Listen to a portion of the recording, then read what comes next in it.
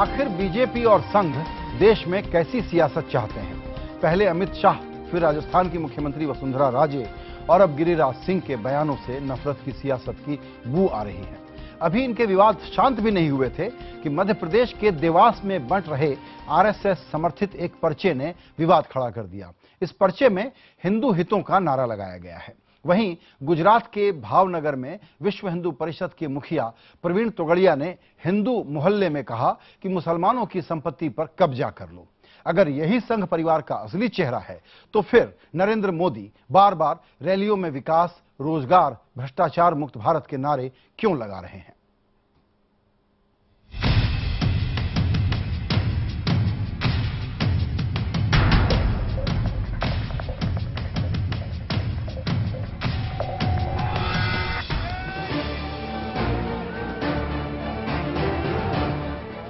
विश्व हिंदू परिषद के नेता प्रवीण तोगड़िया जैसे राख से दोबारा उठ खड़े हुए हैं। वही शैली, वैसे ही शब्द और अल्पसंख्यकों के प्रति वैसा ही दुराग्रह। एक रस्तो सरकार डिस्टर्बिंग एक्ट लगावे, वो एक्ट लागे तो हिंदू मेजोरिटी विस्तार में मुसलमान मकान नहीं खरीदी सके, पारो पेटनी पर नहीं चले। मकान नो कब्जो ले बजरंग दल नो बोर्ड लगाई, मकान नो कब्जो ले लेवानो बजरंग दल नो बोर्ड लगाई लेवानो, પછી લડી લે।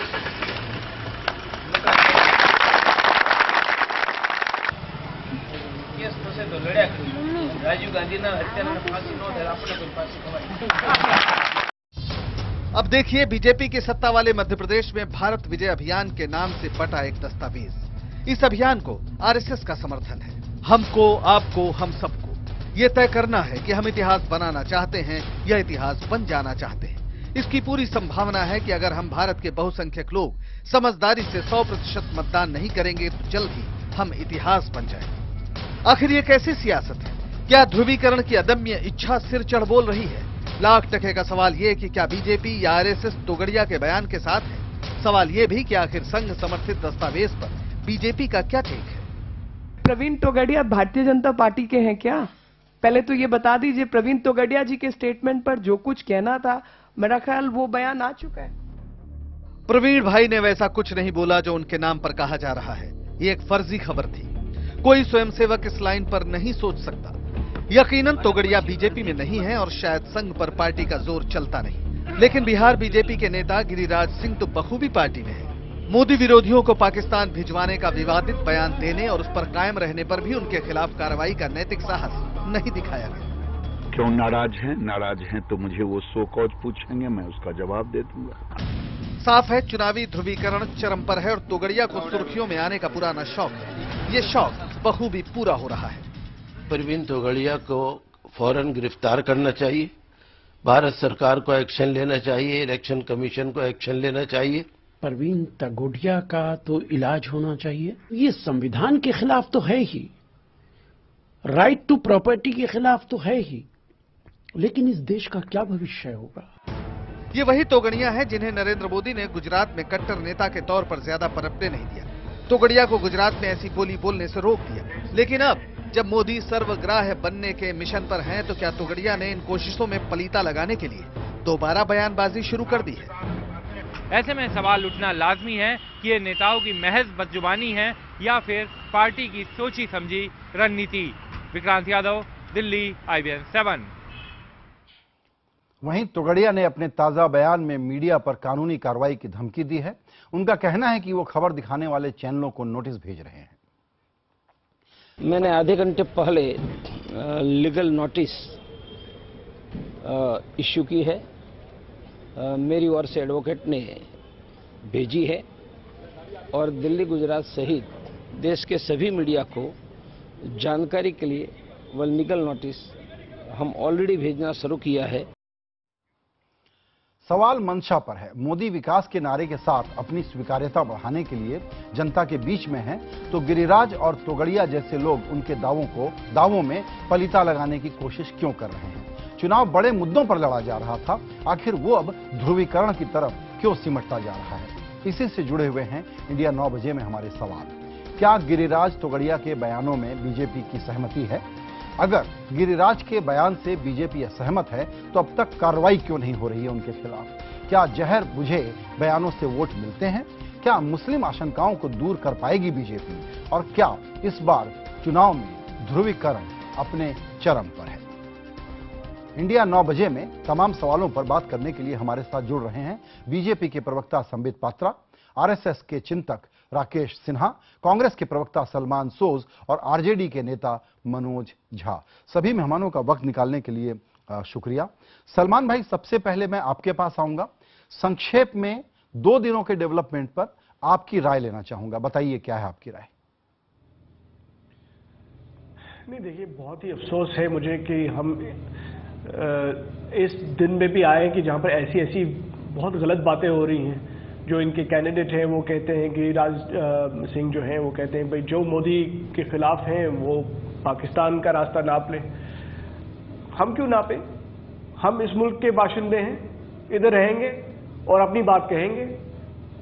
अगर बीजेपी के साथ मुल्क के 20-25% लोग हैं तो बाकी 75% को हम पाकिस्तान में आबाद कैसे करते हैं? बताइए, ये क्या बात कर रहे हैं? ये क्या डेवलपमेंट की बात है? वो प्रवीण तोगड़िया, ये तो बहुत पहले से ऐसे, अगर मेरे ख्याल में एक गलती तो ये भी है कि भाई अगर पहले से इनका कुछ हिसाब किताब किया होता सरकार की वजह से इनके खिलाफ जितने केसेस हैं तो फिर शायद ऐसी नौबत नहीं आती। तो उसमें मुझे लगता है सरकार की भी कुछ कोताही है। हर जगह से काफी स्टेट्स में इन्होंने बड़ी गलत बातें बोली है। लेकिन ये बीजेपी का एक स्ट्रैटेजी है, ऊपर से मुखौटा है डेवलपमेंट, ये है जी governance, maximum governance, minimum government, सब बकवास है। बिल्कुल। अंदरूनी बात ये है जी, यहाँ रोकूंगा आपको। अंदरूनी बात ये है कि अमित शाह ने डेवलपमेंट के एक्सपर्ट है न कुछ, उनको यूपी भेज दिया, उसके बाद मुजफ्फरनगर हुआ, उसके बाद पोलराइजेशन हुई। जी, सब लोगों को बिल्कुल, आपने अपने वो सारे बिल्कुल पॉइंट रख दिए। संबित, 12 साल से एक तरह से अलमारी में बंद करके, मुंह बंद करके रखा गया था तोगड़िया जी को संभाल के, कहीं कहीं कुछ बोल देते थे। ऐसा माहौल है, इतना गंभीर चुनाव आप लोग लड़ने जा रहे हैं, फिर जब ये बात कह देते हैं तो आपके प्रवक्ता आके कहते हैं कि हमारे नहीं है, पार्टी के नहीं है। गिरिराज सिंह पार्टी के हैं, फिर वो अपनी बात पर कायम है। तो ये जो बात है डबल स्पीक वाली, 10 मुंह से 10 बात करने की पुरानी बीमारी, इससे आप लोग मुक्त नहीं होंगे ना? देखिए, सबसे महत्वपूर्ण विषय है, स्वाभाविक रूप से प्रवीण तोगड़िया हमारे पार्टी के सदस्य नहीं है, तो उनके बिहाफ पे मेरा कहना या हमारे पार्टी से किसी का कहना, और फिर नहीं राम माधव का ये कहना, आरएसएस का ये कहना, प्रवीण भाई जिनकी निंदा करनी चाहिए, जिनका वीडियो टेप सामने है, वो फिर से गलत बयानी कर रहे हैं कि मुझे ट्रैप किया गया है, मेरे बारे में झूठी खबर है, मैं चैनल को नोटिस दे रहा हूं। देखिए संजय जी, मैं आरंभ करूंगा अपने वक्तव्य का आपको याद दिलाते हुए कि जब मैनिफेस्टो का रिलीज किया था नरेंद्र मोदी जी ने, उन्होंने बहुत स्पष्ट रूप से एक विषय कहा था कि मैं ये चुनाव 2 शब्दों पे लड़ना चाहता हूं, मैं डेवलपमेंट पे लड़ना चाहता हूं, मैं गुड गवर्नेंस पे लड़ना चाहता हूं। और उन्होंने ये भी कहा था, आश्वासित किया था देश को कि गाहे बगाहे जाने अनजाने। ये लोग क्यों ऐसे बयान दे रहे हैं? नहीं, देखिए, जिन लोगों ने दिया है मुझे लगता है उनके संगठन से पूछना होगा। अगर भाजपा का होगा, मैं गिरिराज जी का मैं जवाब जरूर मैं दूंगा, स्वाभाविक रूप से मेरे पार्टी के हैं।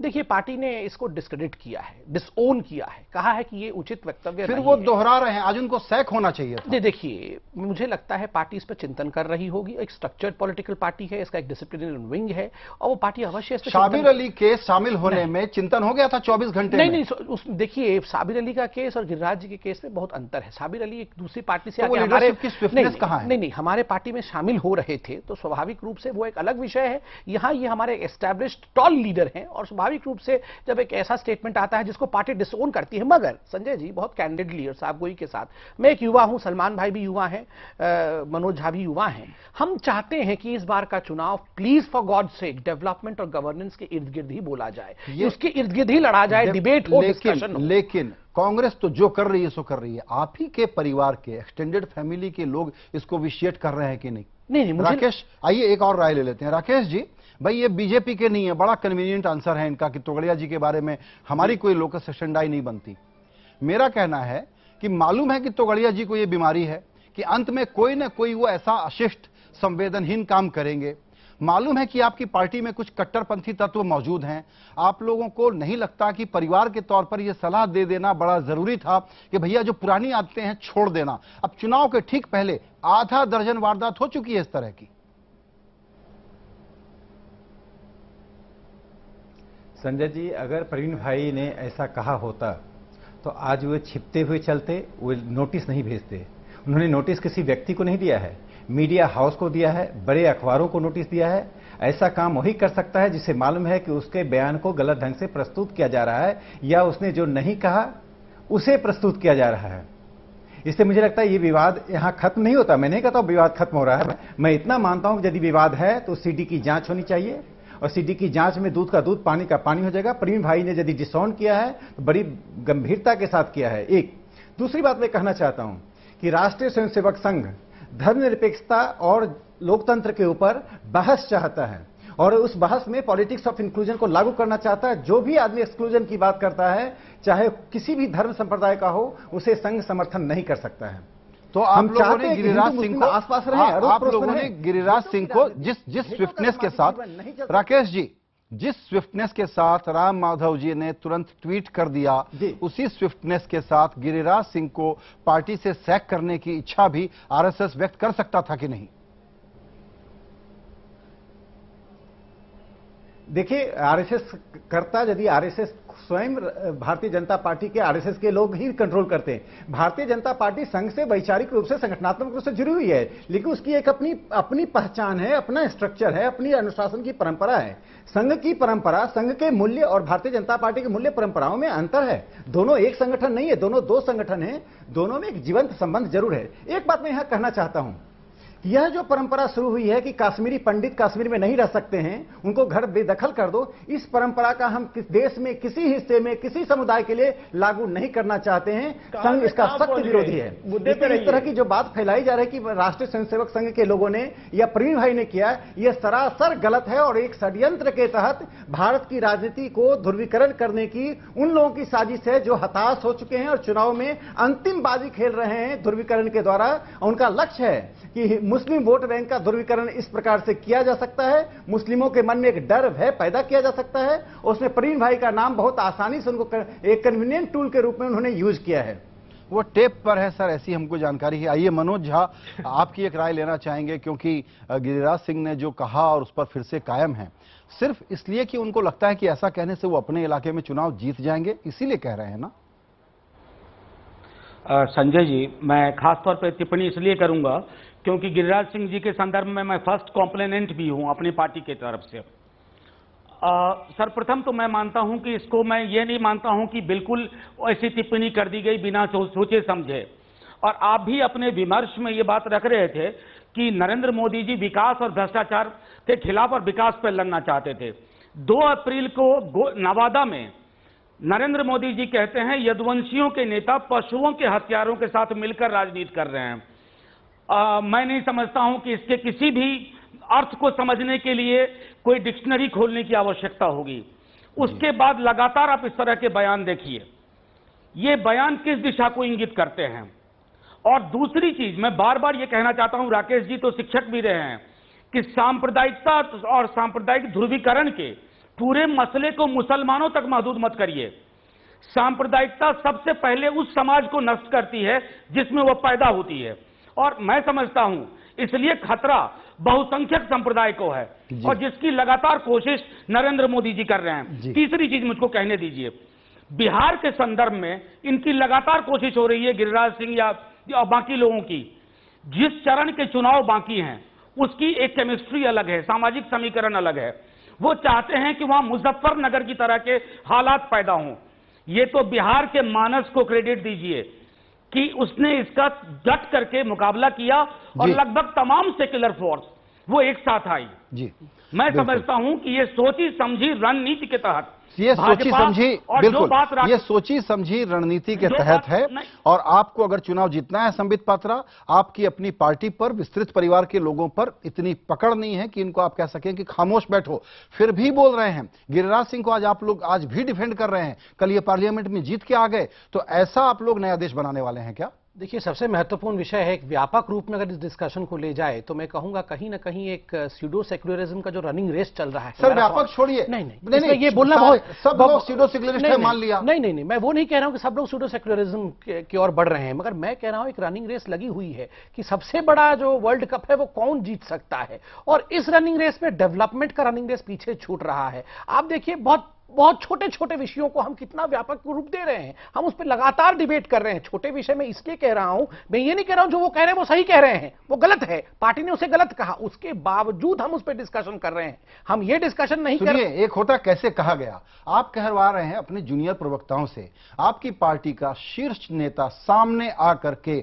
खुले शब्दों में इसकी निंदा करके, इससे अपने आप को डिजोन करके, अलग करके क्यों नहीं दिखाता? क्योंकि आप लोग रणनीति से आप भी रिस्पॉन्ड कर रहे हैं कांग्रेस की स्कीम ऑफ थिंग्स को। क्या आप तो जानते ही हैं कि राजनाथ सिंह जी, जहां तक गिरिराज जी का विषय है, राजनाथ जी खुद बाहर आए थे, उन्होंने खुद कहा था कि हम जस्टिस और ह्यूमैनिटी को लेकर बढ़ रहे हैं, हम इस विषय से इत्तेफाक नहीं रखते हैं, हम इसे डिसोन करते हैं। तो ये जूनियर प्रवक्ता कहां है? खुद पार्टी के प्रेसिडेंट आके बाहर कह रहे हैं। मगर आप इसके कंपेरिजन में कांग्रेस के बयानों को देखिए, आप देखिए कांग्रेस प्रेसिडेंट से लेकर नीचे तक। सर मैं मानता हूं कि कंपैरिजन नहीं होना चाहिए। नहीं टू रॉन्ग्स वाला ये जो है, फिर नहीं, ये टू रॉन्ग्स तो है ही नहीं। शुरू से 65 वर्ष से जो रॉन्ग होते आ रहा है, वो राइट आखिर होगा कब? चुनाव के शुरू में आप जिस सबका साथ सबकी विकास की भाषा लेके चले, वो पिंक रिवॉल्यूशन से कि मोदी को वोट नहीं देने वाले को पाकिस्तान भेजो, ये गिरावट है जिसको आप लोग जिस मजबूती से रोकते हुए नजर आने चाहिए, आ रहे हैं क्या? बिल्कुल डिसोन करके हमने उसे रोका है। मगर वहीं एक नेशनल पॉलिटिकल पार्टी है जो वो सवाल कैंडिडेट को बोटी बोटी काटने की बात करता है। सवाल मैं पूछ लेता हूं सलमान भाई,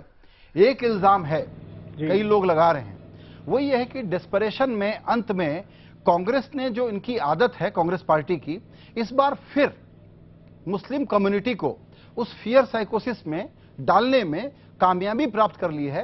कांग्रेस का ट्रैप एक बार फिर से सक्सेसफुल होता हुआ दिख रहा है। आप लोगों ने भी कसर नहीं छोड़ी इस चुनाव को पोलराइज करने में। सरकार क्या कह रहे हैं आप अगर वोटिंग पैटर्न देखेंगे, आपको लगता है कि मुसलमान सिर्फ एक पार्टी को वोट देते हैं? तो कांग्रेस को नहीं देते ना? सब बहुत सारी पार्टी नहीं, कांग्रेस को भी देते हैं, अब एसपी को भी देते, बाकी कभी कभी बीजेपी को भी कहीं कहीं वोट पड़ते होंगे गलती से मेरे ख्याल में। लेकिन मैं आपसे ये कहना चाहता हूं, ये जो संबित कह रहे थे दोस्त हैं, लेकिन इसकी ये गलत बातें कह रहे हैं, ये छोटी छोटी बातें आप उठाते हैं। आप क्या डेवलपमेंट की बात करते हैं जब आप इतने मतलब खतरनाक जो ये इश्यूज है, वो कोई छोटे मसले थोड़ी है कि कोई कहेगा कि भाई अगर आप मोदी के साथ नहीं आपको पाकिस्तान जाना है। ये कोई छोटा मसला करने के बाद कोई कहेगा छोटा हो जाता है। संबित मैं बात कर रहा हूं, मैंने आपको टोका नहीं, मैं आपको राइट कर रहा था, नहीं प्लीज नहीं, नो फैक्ट्स नहीं, आपके फैक्ट्स गलत हैं।